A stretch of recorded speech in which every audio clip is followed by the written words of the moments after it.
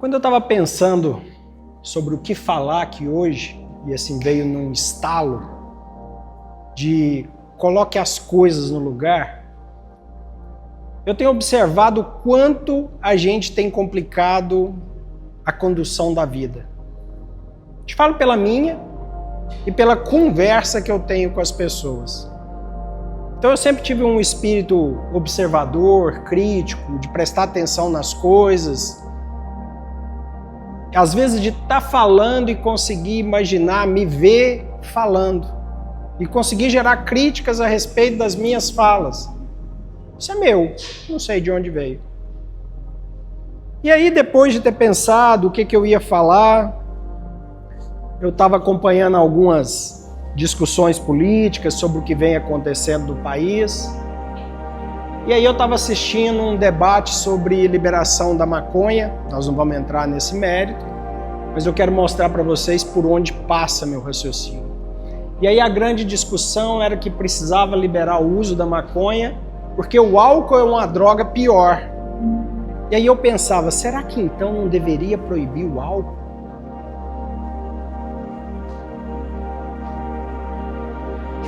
E aí, de repente, nessa mesma discussão, passou para a liberação do aborto. E alguns defendendo que tinha que ser liberado por causa de A, B, C, bons argumentos, fundamentados. E o outro dizendo que principalmente pelos estupros. E aí eu pensei, o que deveria acontecer não seria não existir mais estupro? E aí, na minha forma de pensar, eu vou olhando para isso e enxergando com simplicidade, pensando, gente, é só colocar as coisas no lugar. Qual que é a dificuldade de enxergar isso? Mas a forma que eu enxergo o mundo não é a forma que o outro enxerga. Cada um tem a sua vivência, tem a sua dor, tem a sua forma de olhar para o mundo que a gente precisa respeitar. Mas na minha forma de olhar nesse momento, eu enxergo dessa maneira.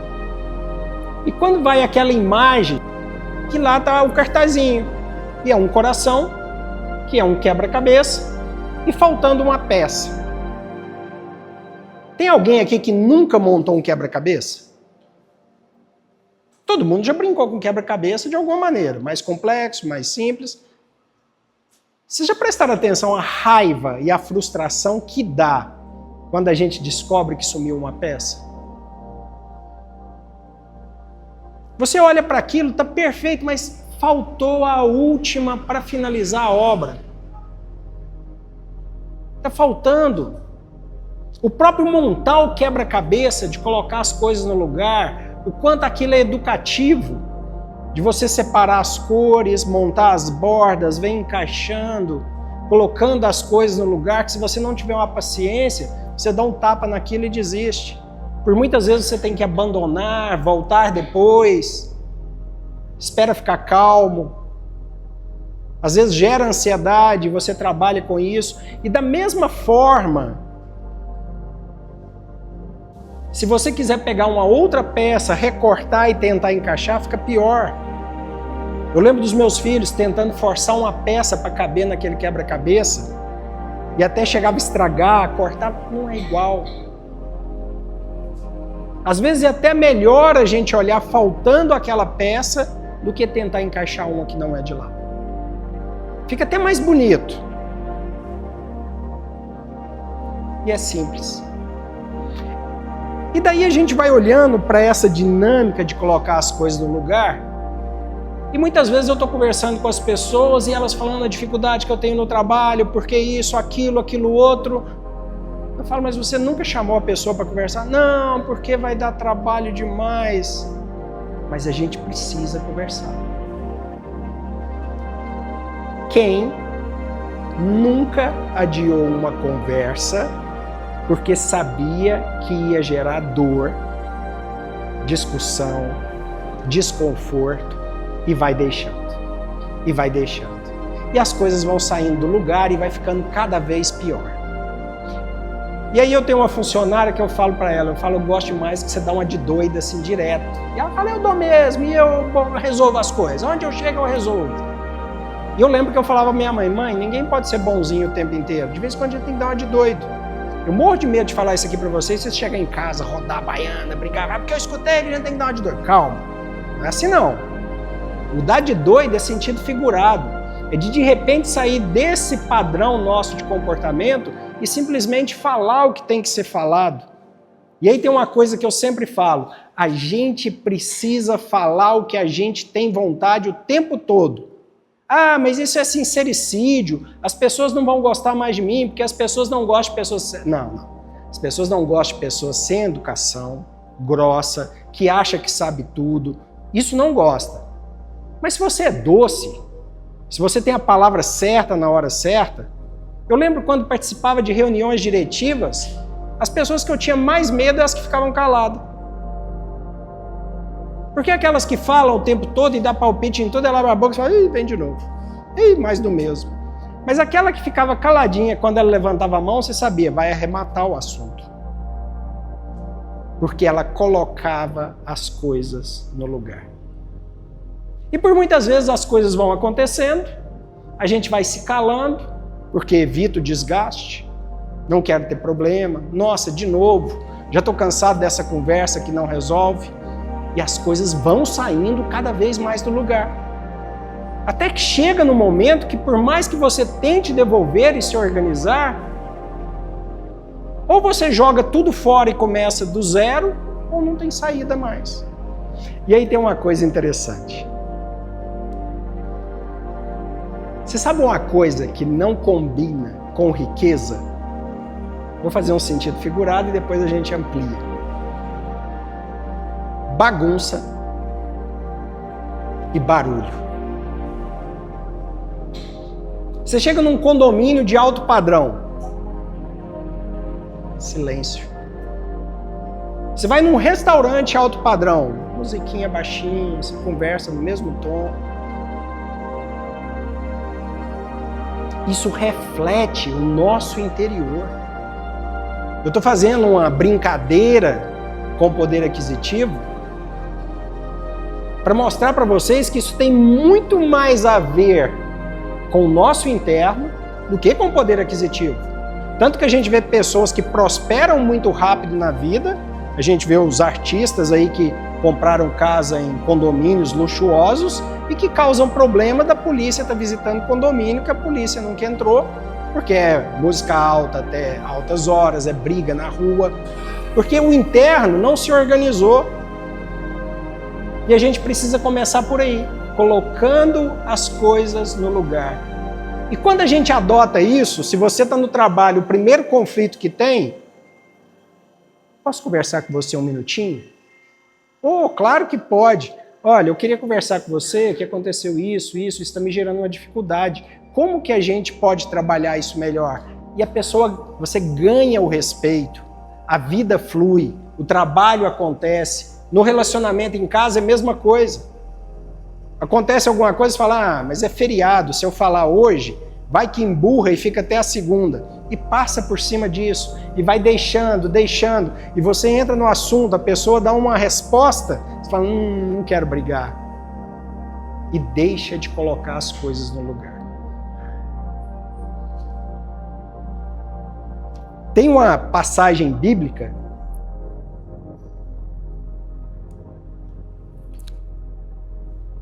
em Êxodo. Assim Moisés terminou a obra. Então a nuvem cobriu a tenda do encontro e a glória do Senhor encheu o tabernáculo.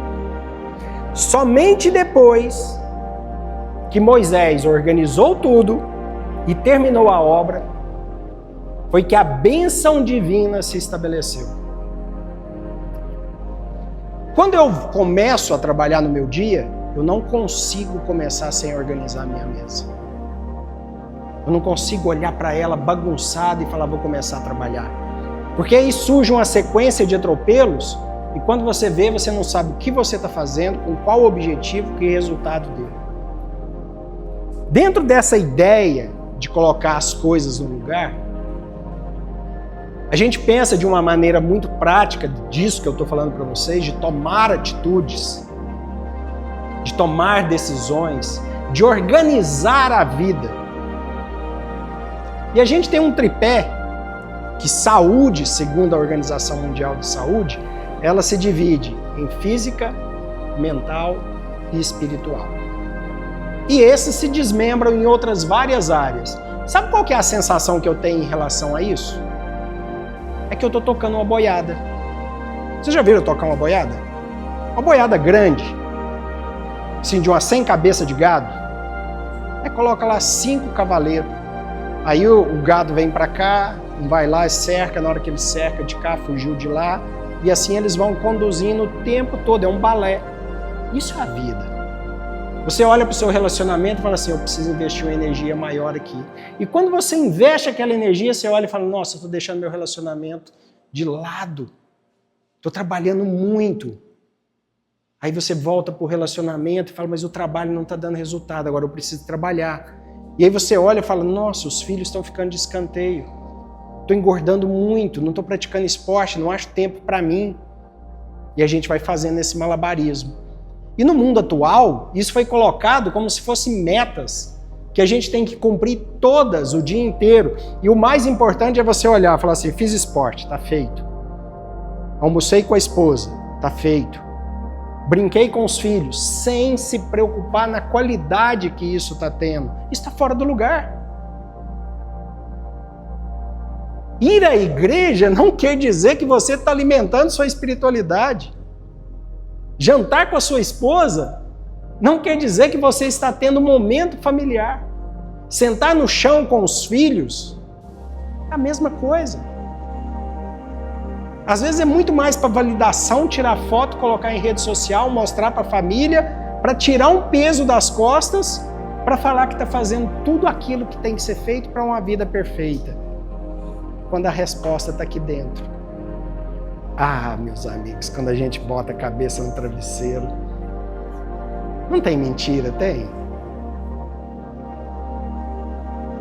Naquela última hora da noite, quando a gente coloca a cabeça no travesseiro e pensa, eu não sei se vocês é assim, mas comigo é assim, eu penso geralmente, sem forçar, é o que vem, é o que eu fiz no dia e o que eu tenho que fazer no outro. Ah, nossa, hoje eu fiz isso, aquilo outro. Nossa, amanhã eu preciso fazer isso. Ah, esqueci de fazer. E nessa reflexão, se você tratou mal alguém, talvez você passou o dia inteiro com uma sensação ruim. Vocês já tiveram isso? Fala, nossa, hoje eu tô... Nossa, não tô bem. Não aconteceu alguma coisa, não sei o quê.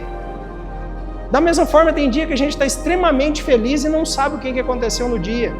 Às vezes foi um abraço, um olhar. Às vezes não foi nada. A gente só acordou com gratidão. E sobre colocar as coisas no lugar, vocês já assistiram Encantos da Disney? Quem não assistiu? Pode levantar, levanta a mão. Assistam. É um desenho animado, Encantos da Disney. Se brincar tem até no YouTube, você aluga lá, R$5, assiste ele. E ele conta a história de uma família, onde cada um tem um talento. E tem uma menininha que sofre porque ela não descobriu o talento dela e está chegando na idade de descobrir o talento e o dela não aparece. E até o irmão mais novo dela já descobriu e o dela não aparece. E aí a casa começa a ruir. E ela, muito curiosa, começa a querer saber por que a casa está ruindo, o que está acontecendo. E ela descobre que existe um irmão, o Bruno, e que ninguém pode tocar no nome do Bruno. Tem até a musiquinha no filme, ninguém fala do Bruno.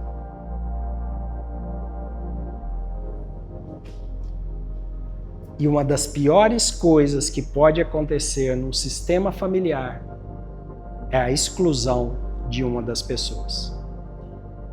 Seja por morte, seja simplesmente por indiferença. E no passado, quantas vezes a gente não ouve falando, olha, nem toca no nome dele que o seu avô não gosta. Não, esse aí nem faz mais parte da família. Ou aquele irmão que não é reconhecido de um relacionamento fora. E esses dias eu assisti a um trabalho de sistemática familiar, onde falava, o apresentador explicando, ele falando, quando existe relacionamento e tem um filho fora do casamento, existe a possibilidade de, numa vida posterior, da esposa agradecer ao marido por ter trazido aquele que faltava ao sistema familiar. Eu olho e falo, como eu sou pequeno para entender tudo isso e aceitar. Mas a dinâmica da vida é de completar os lugares que estão vazios. Tanto que se falta alguém na nossa família, qual que é a primeira coisa que faz? Tentar preencher de alguma forma.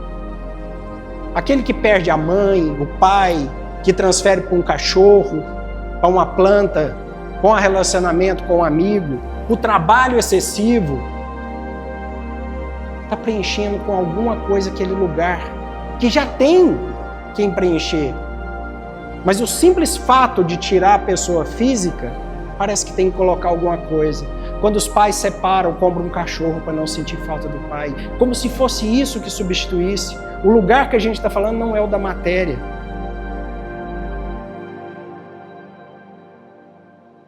E aí quando a gente olha para esse desenho animado, o Bruno só era uma pessoa que não encaixava no padrão familiar, porque a família tinha um padrão. E a gente tende a seguir os padrões familiares por fidelidade.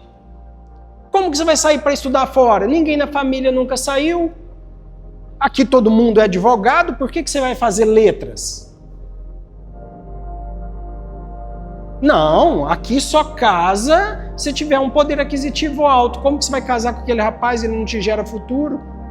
Na nossa família sempre foi assim, você sabe que foi assim. Mas aí aparece alguém que quer quebrar esse padrão. E é o Bruno, que ninguém pode falar dele. E quando ele é devolvido à casa que representa a família que estava ruindo, ela se edifica novamente. E eu fico pensando, a Disney, falando com as crianças, uma mensagem tão forte, que muitas vezes a gente assiste e não para prestar atenção nos detalhes. E hoje, se você tem essa dificuldade, não consegue ter uma sensibilidade, ChatGPT, faz um resumo para mim do filme da Disney, destacando os principais pontos comentados sobre ele. Ele vai te trazer um histórico sobre o significado. E se você não entender, você pode perguntar ao ChatGPT, e a casa? Qual que é o sentido dela dentro dessa história? E ele também vai te trazer sugestões para te estimular o raciocínio. E por muitas vezes a gente está no nosso lugar na vida e tem aquela sensação de que a vida não anda. Eu saio de casa, eu trabalho, eu sou honesto, eu faço minhas orações, não faço mal para ninguém. Mas as coisas estão no lugar? Vou fazer uma outra pergunta.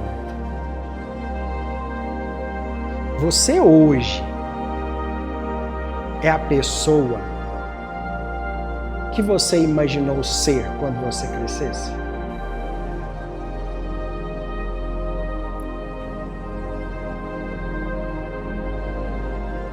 A pessoa que você se tornou é melhor ou pior do que a que você imaginou? Eu sei que seu pensamento vai tentar te roubar de todas as maneiras. De que eu queria mais, e eu mereço mais, porque eu sempre fui muito bom, eu sempre dei de tudo para as pessoas, todos que me procuraram eu sempre recebi de coração aberto. Se você fez isso esperando que os outros iam fazer para você, realmente você está no pior lugar da sua vida. Por que você fez esperando que o mundo ia te devolver isso, que você ia para um lugar glorioso? O topo, o pódio. E a vida passa por organizar ela. É tocar a boiada. É dançar de acordo com a música. Vocês gostam de dançar? Hoje não existe mais dançar, né? Dançar deve ser as coisinhas de TikTok, no máximo aquilo. Vocês lembram quando existia baile? Eu estou muito velho para falar isso aqui ou não? Todo mundo aqui já dançou num baile? Vamos mais longe? Alguém já levou um prato salgado ou um refrigerante para dançar à noite? Era bom, né? Ah, fala sério. Achei que era só eu que tinha vivido isso. Você poder dançar de acordo com a música que está tocando no baile, e que se você não sabe dançar, você só espera para a próxima você dançar, você viver. Se você vai num baile de formatura, que deve ser os que restaram hoje, aí você está lá dançando, de repente fica ruim, você senta, aí você fala, não vai melhorar não? Vai lá, ô DJ, toca tal, daqui a pouco eu toco. Aí você volta para a mesa e fala assim, dá uma pressão no DJ, pede para ele tocar aquela. E vai 2, 3 e de repente toca. A vida é assim. A gente tem capacidade de colocar as coisas no lugar de acordo com o nosso interesse e vontade. Mas existe uma coisa que precisa ser respeitada, é a vontade do Senhor. Porque um pai, ele não consegue olhar para um filho que deseja algo que não vai fazer bem para ele e mesmo assim dá. Pai, me dá um carro. Filho, você tem 15 anos. Presta atenção. Onde você está com a cabeça? Pai, eu fiz 18, me dá um carro. Não, você não pode me dar um carro. Posso, mas não dou, você está louco. Você precisa conquistar ele. E é da mesma maneira. A gente tem as vontades, os desejos, o que a gente quer. Mas se não for bom para a gente, não precisa pensar que você não vai receber assim. E que se você for cabeça dura, você até luta e conquista, mas não vai ser para o seu bem. E tem gente que fala que é praga de mãe. Fala assim, minha mãe se falar leva a blusa e eu não levar, vai chover. Eu vou passar frio, eu vou molhar. Tem que levar o guarda-chuva quando ela vai. Não, ela só sabe. Ela só viveu o que a gente não viveu. Agora imagina o Criador olhando para tudo isso. Mas nós precisamos fazer a nossa parte, que é a mais simples. E aí eu lembro de já ter falado com vocês aqui do Creia e Caminhe, se alguém assistiu quando eu falei a respeito disso. Porque a gente acredita que o crer, a fé, isso aí vai transformar o mundo, que é só eu fazer o fervor, ir no culto e sentir o Espírito Santo queimar o meu corpo, que eu vou sair dali e minha vida vai transformar. Não. Não é assim que funciona. Por mais que você crê, que você acredita, se você ficar sentado na sua casa, isso não vai acontecer. E quando você vai ter uma conversa para colocar as coisas no lugar, isso não precisa ser briga. Não precisa ser discussão. Não precisa nem esperar chegar nesse ponto. E aí tem uma frase que eu uso muito. Eu lembro que uns 15 anos atrás, eu tinha quebrado esse dedo e precisava escrever um artigo para uma revista. E eu não tinha como, aí eu falei pro cara, entra no site, tem um artigo meu, copia, cola, lá tem meu currículo, você coloca o que você quiser. E ele colocou um currículo mentiroso, não era meu, ele pegou assim, fez uma coxa de retalho e ficou estranho, não foi maldade também. E eu recebi, na época era Facebook, uma série de coisas de uma pessoa, mas assim, acabando comigo. E aí os amigos começaram a me ligar, você tem que responder, você tem que falar, você tem que fazer aquilo outro. Eu fiquei quietinho, esperei uns 15 dias, liguei para a pessoa e falei, ô fulano, vi aí que você falou de mim, cara, desculpa, eu não era para ser aquilo e saiu errado, mas assim, se eu te ofendi de alguma maneira, cara, desculpa mesmo, viu? Não foi minha intenção. Ele falou, nossa, tô com vergonha, nunca imaginei que você ia me ligar desse jeito, na hora que você me ligou, achei até que você ia brigar comigo. Eu lembro que na hora eu falei assim para ele, numa relação infantilizada, alguém tem que tomar o papel do adulto. E ele não sabia o que me responder na hora. E aquilo ficou na minha vida para sempre. E o que eu mais vejo é isso acontecendo. Relações infantilizadas no trabalho, no trânsito, no esporte, em lugares que você deveria estar ali para viver bem. E as pessoas emburram, adultos emburrados, magoado, para de falar. Ai, fulano falou daquele jeito comigo, ai, hoje eu nem vou falar com ele mais. E as empresas não andam, porque as pessoas estão olhando para nem sei o quê. E aí tem o outro lado, que é aquele que acha que tem que resolver tudo, fazer tudo, porque eu falo mesmo, quando eu tenho que falar, eu falo e eu resolvo. Isso também não é atitude.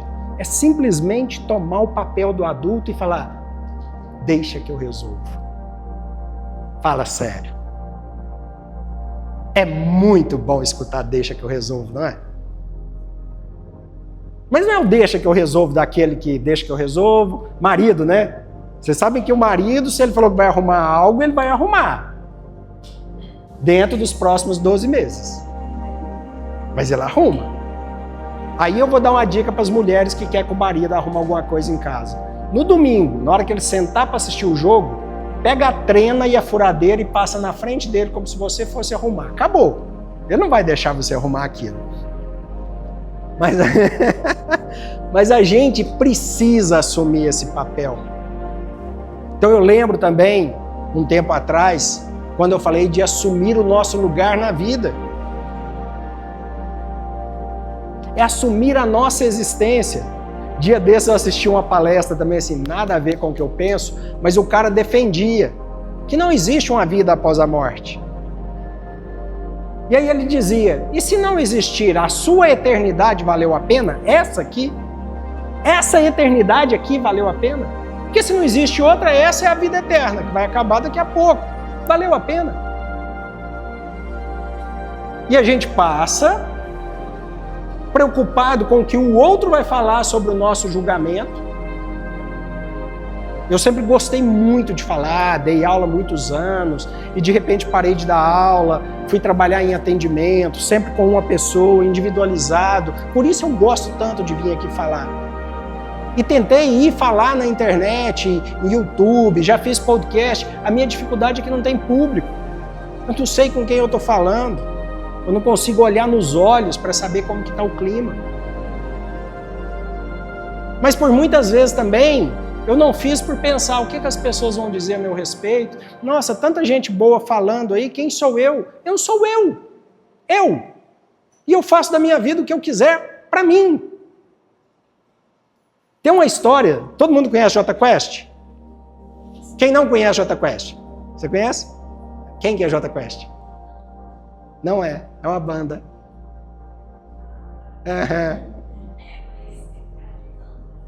Não, Jota Quest é uma banda. Te peguei. O Jota Quest, o vocalista é o Rogério Flauzino.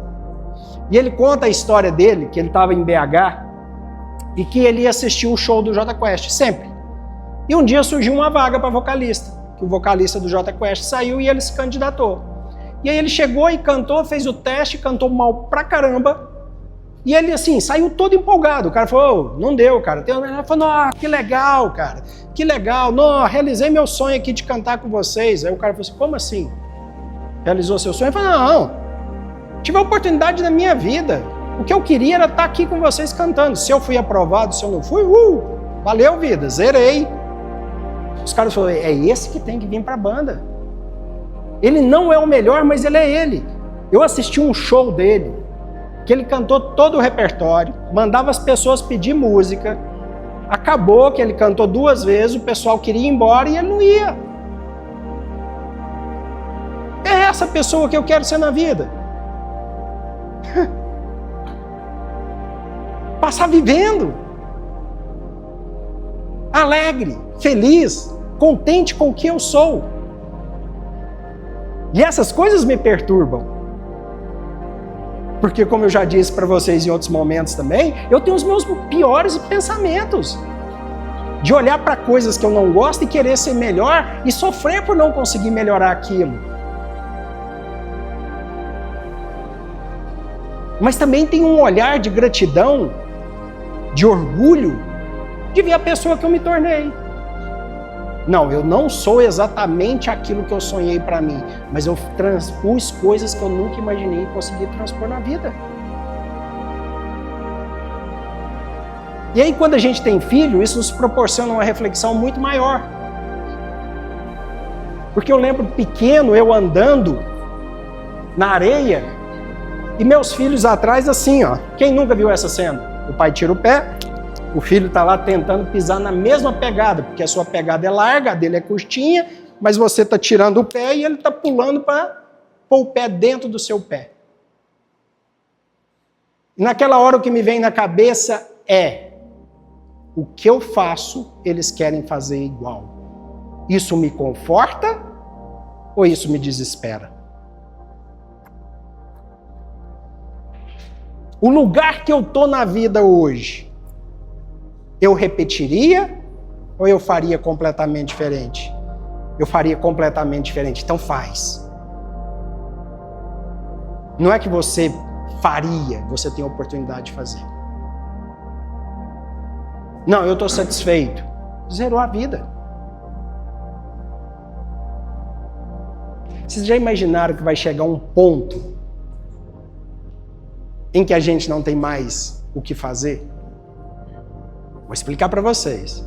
Você já sonhou tantas coisas e você sabe que aquelas que você conseguia conquistar, você conquistou. As que você não conseguiu conquistar, não vai vir mais. Ah, eu queria ser modelo. Não vai, meu amigo. Tá com 50 anos, vai ser modelo de quê? Talvez terceira idade. Mas não vou ser aquele galanzão que eu sonhei lá, de tupetão, sem chance.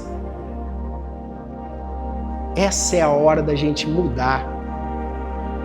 E quem já passou dos 40 sabe que a gente começa a mudar o olhar para valorizar coisas pequenas. E a nossa sociedade nos forma a ficar preso numa beleza física, sem ruga. Olha para sua ruga e fala: que maravilha. Essa ruga aqui foi construída com muita vida. Eu brinco com os meus amigos. Eles falam: tô barrigudo. Fala: arruma uma mulher que te ama, rapaz. Ela vai pegar a sua barriga e... É isso! Você não tem que ficar procurando ser perfeito para alguém gostar de você. É gostar de você e ponto. E se parte por esse pensamento, é porque no primeiro momento nem você mesmo está satisfeito com você. E nunca está. Tem pessoas desfiguradas em busca da beleza. Antigamente eram só as mulheres, agora são os homens. Que implanta músculo na batata da perna para fazer o desenho de silicone. Coloca um fiozinho de gel para parecer que é um tríceps. E o amor próprio? Nada contra.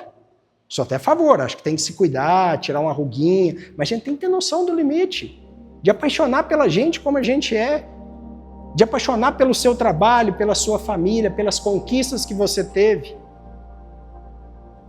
E eu ouvi uma história muito bacana que deve ter chegado até vocês também, do cara contando que ele precisava sair de casa, saindo muito rápido, e ele pegou uma bota que ele tem e gosta muito, e no escuro foi vestir ela, a bota rasgou, e ele ficou muito chateado, que era só abrir o zíper, mas como estava no escuro, ele atrasado, e ele saiu assim, pé da vida, falando: pô, é a que eu gosto, queria usar ela, mas como é ruim isso.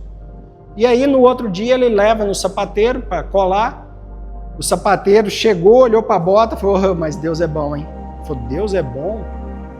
Tive que calçar outro calçado pro meu show. E você ia me falar que Deus é bom? Ele falou: cara, tava precisando de R$30 para pagar o almoço hoje do meu filho, o lanche do meu filho hoje na escola, e você chegou aqui com a bota para colar. A gente não tem ideia. A gente não tem ideia de como a gente é usado para a obra do Senhor. De milagres que acontecem a todo momento. De você achar ruim o seu trabalho, que muitos sonham estar no seu lugar. Colocar as coisas no lugar não é só material. Na maioria das vezes, é só organizar os pensamentos. E a maior mudança que pode existir num ser vivo é a do olhar. Vocês sabem como que a gente apaixona? tem uma pessoa do seu lado. Hoje mudou muito, né? Mas ainda é assim. E você olha, tá, tudo bem, a gente estuda junto aqui, né? A gente vem na faculdade todo dia. Opa, como é que tá lá no trabalho? Aí um dia você olha pra ela, gente, eu nunca tinha olhado que eu sinto isso por ela. É assim. Da mesma forma que você está num trabalho satisfeito, correndo, trabalhando, um dia você olha e fala assim, não tá bom, não estou feliz. E aí o que eu digo é, se você está olhando para o relógio, esperando o tempo passar, não é seu lugar. Trabalho, relacionamento, seja o que for. Se você está contando o tempo para ir embora, você precisa colocar as coisas no lugar. Esse olhar é simples. Ele é fácil. E a última vez que eu tive essa conversa com um grande amigo, ele me falava, cara, você pensa demais. Para que isso? Aonde que isso vai te levar? Para que saber disso? Porque senão a minha existência não valeu a pena. Porque eu fico pensando que quando a gente morre, a primeira oportunidade que a gente tem de chegar com Deus é perguntar, e aí? Cheguei perto? Era mais ou menos o que o Senhor esperava de mim? E se a gente não tomar consciência disso, a gente não sabe qual caminho percorrer. Voltem para casa com esse olhar. Devagar. Não chega em casa hoje mudando tudo, não. Eu começo pelas gavetas. Gaveta do meu quarto, o armário. Jogo o que eu não preciso fora. E depois eu olho para os relacionamentos. E na maioria das vezes, você continua exatamente onde você está, só que com outro olhar. E isso traz felicidade. Muito obrigado por vocês me ouvirem mais uma vez. Desejo que de alguma maneira isso te sirva, mesmo que não seja hoje, mas em algum momento da sua vida.